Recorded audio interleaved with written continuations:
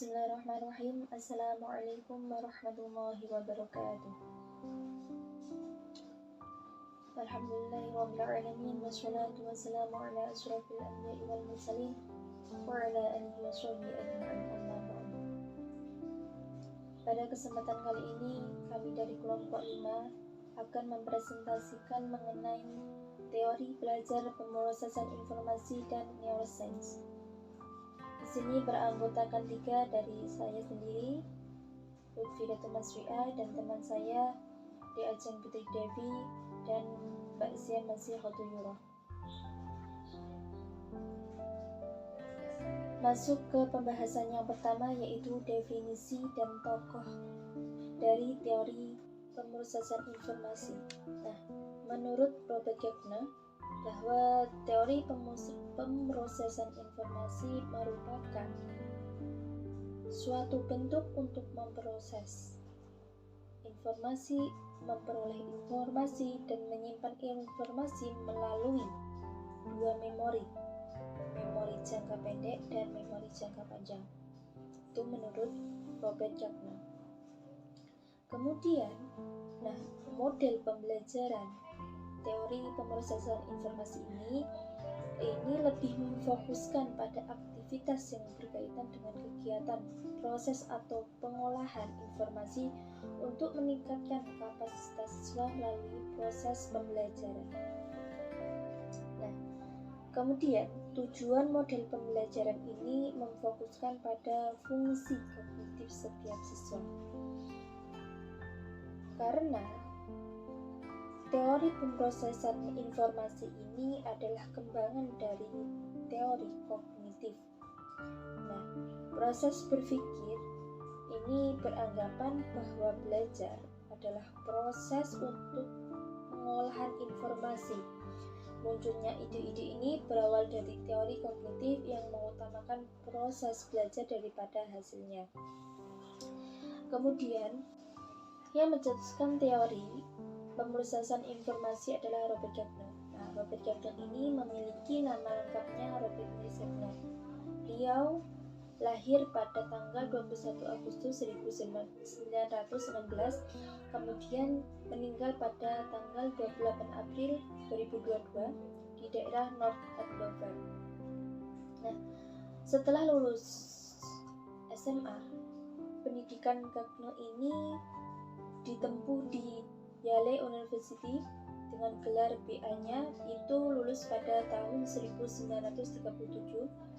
Kemudian melanjutkan lagi ke pendidikan di Brown University dengan gelar PhD di bidang psikologi 1940-an.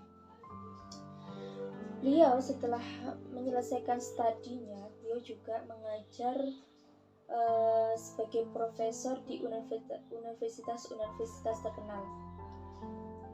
Beliau juga pernah menjabat menjadi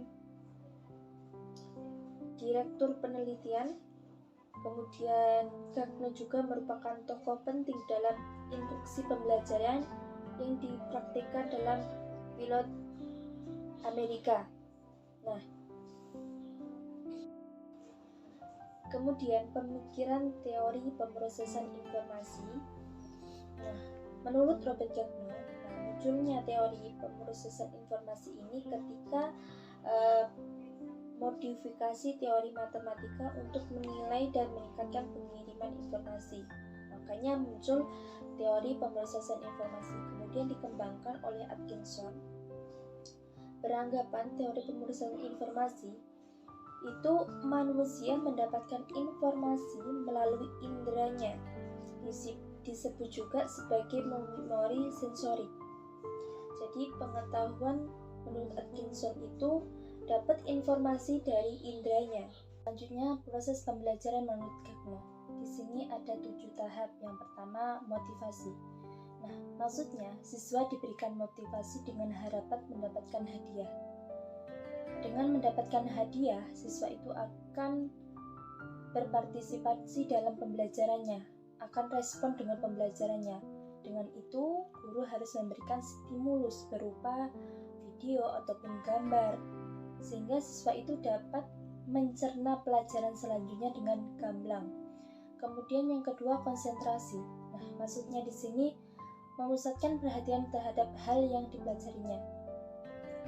Jadi, siswa itu harus dipusatkan perhatiannya dalam pembelajarannya. Bab ini, semisal ketika membahas bab sholat, jangan sampai membahas tentang bab haji seperti itu, karena itu juga bisa mempengaruhi pikiran siswa. Jadi harus dipusatkan apa yang sedang dipelajarinya. Setelah konsentrasi dilakukan pengolahan. Nah, pengolahan di sini itu menahan pesan yang diterima dari guru.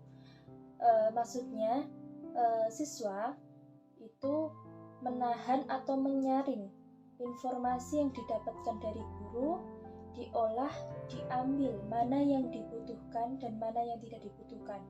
Setelah diambil, terus penyimpanan, masuk ke penyimpanan. Nah, penyimpanan di sini hasil respon yang didapatkan akan diolah dan diteruskan ke memori jangka panjang. Setelah pengolahan dan penyimpanan itu terjadi, maka masuk informasi itu ke memori jangka panjang. Nah, langkah selanjutnya adalah ingatan kembali.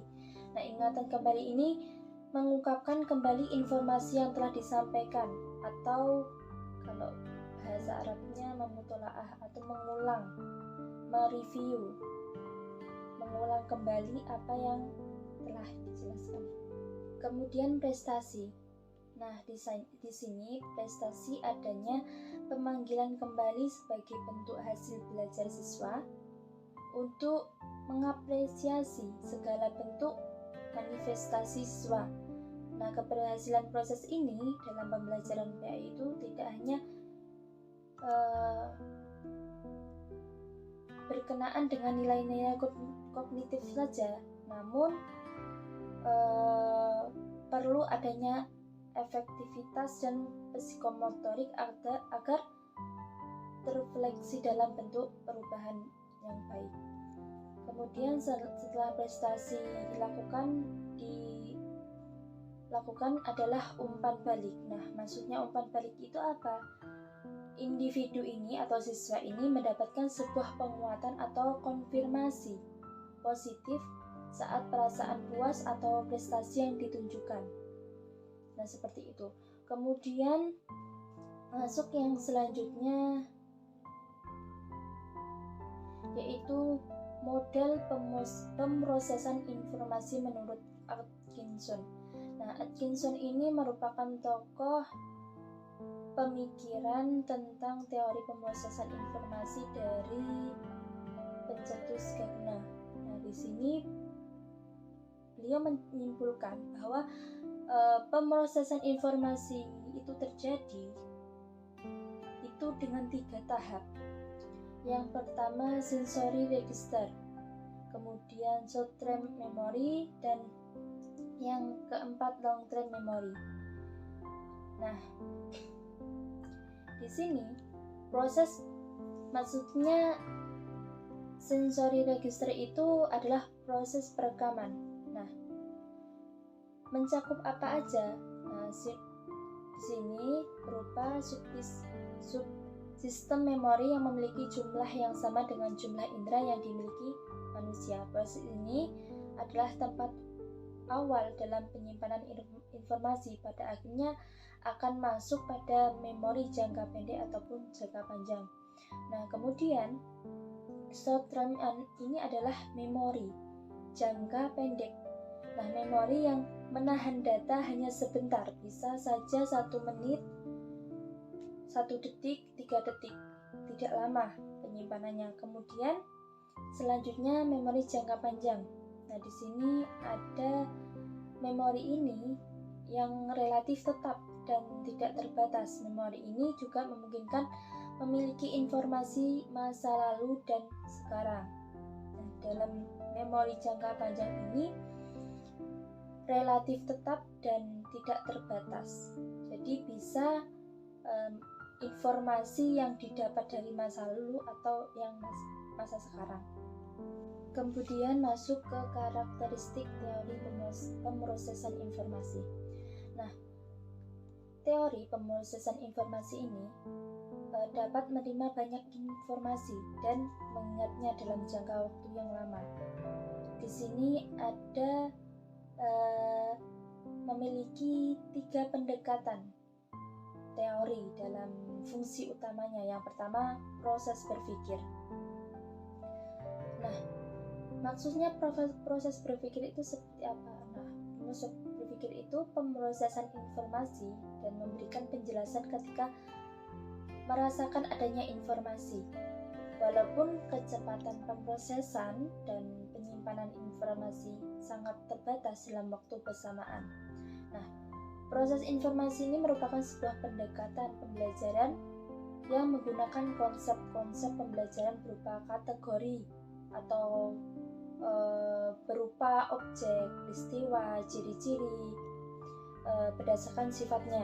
Nah, proses berpikir ini memiliki 2 konsep, yaitu benda dalam lingkungan fisik. Maksudnya seperti kategori kelas. Di dalam kelas itu banyak ciri-cirinya, banyak sifat-sifatnya. Di situ juga ada kursi, ada meja, ada papan tulis dan sebagainya. Dan yang kedua, ada yang mengatakan bukan lingkungan fisik, melainkan yang mempresentasikan realita kehidupan seperti menjelaskan ternyata seperti kursi. Oh, kursi itu mempunyai 4 kaki, bentuknya kadang kotak, kadang bulat, dan bisa diduduki seperti itu. Nah, kemudian mekanisme pengubahan. Di sini juga ada mekanisme pengubahan, yaitu fokus utamanya dalam pemrosesan informasi ini tentang peran mekanisme pengubahan dalam pembangunan. Nah, cara mekanisme dalam mengubah kemampuan kognitif anak ini ada 3 pendekatan, yaitu pengkodean, encoding. Nah, encoding ini merupakan proses memasukkan informasi ke dalam memori. Nah, awal dalam pemecahan masalah mengambilkan informasi yang tidak relevan dalam pengkodean informasi yang relevan. Kemudian yang kedua, konstruksi strategi. Nah, konstruksi strategi ialah penemuan cara baru untuk memproses informasi. Kemudian cara yang ketiga, generalisasi digunakan untuk mendapatkan hasil maksimal dari strategi baru. Anak itu perlu mengenalkan strategi atau memberikan strategi, menerapkannya pada masalah-masalah yang ada. Kemudian yang ketiga, perubahan diri, modifikasi diri. Nah, perubahan diri ini pada pengolahan informasi termasuk dalam mata kognisi ini berupa pengetahuan perihal kondisi pengetahuan yang termasuk di dalamnya itu pengetahuan kognitif atau aktivitas kognitif. Seperti itu.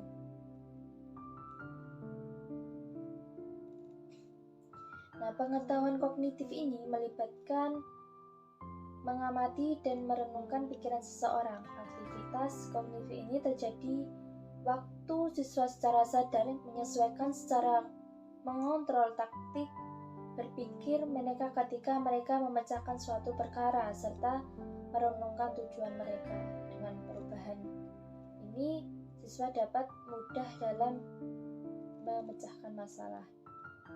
Nah, untuk selanjutnya yaitu struktur sistem informasi dalam proses pembelajaran. Di sini ada 3 struktur.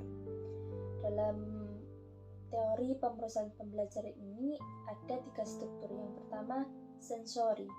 Maksudnya sensori ini informasi masuk ke sistem melalui sensori register, namun hanya disimpan dalam waktu terbatas.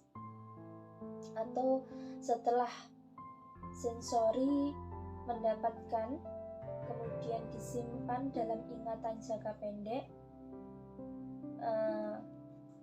Kemudian working memory. Nah, pengerjaan atau operasi informasi yang berlangsung di working memory ini maksudnya pemrosesan informasi dilakukan pada memori kerja, sehingga terjadinya berpikir secara sadar. Kelemahannya working memory ini sangat terbatas kapasitas isinya serta memperhatikan sejumlah informasi kecil secara serempak.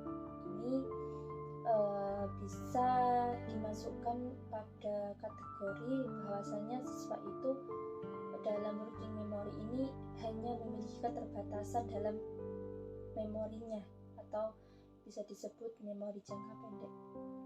Terus kemudian selanjutnya long term memory. Nah, long term memory ini secara potensial tidak terbatas kapasitasnya. Isinya sebagai akibatnya mampu menampung semua informasi yang sudah dimilikinya siswa. Seperti itu kalau memori jangka panjang. Kemudian masuk ke aspek yang berhubungan dengan kognisi manusia. Dalam teori pemrosesan informasi ini, di sini ada 3 tahap. Yang pertama adalah pencatatan indera. Nah, pencatatan indera ini merupakan sebuah sistem ingatan yang didesain agar dapat menyimpan sebuah rekaman mengenai informasi yang diterima oleh sel reseptor. Nah, hal ini dikenal sebagai ingatan sensori yang terbagi menjadi 2, yaitu aikonik yang sistem pencatatannya indera itu terhadap visual yang saya jelaskan tadi. Kemudian sosialisasi pada pola. Nah, ini merupakan proses transformasi serta pengorganisasian informasi yang masih kasar agar memiliki makna atau arti eksekutif. Kemudian yang ketiga,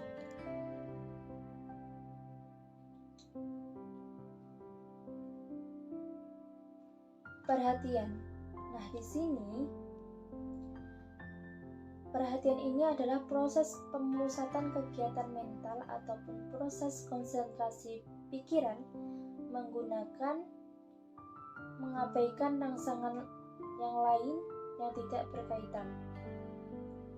Nah, itu tadi kognisi manusia menurut teori pemrosesan informasi.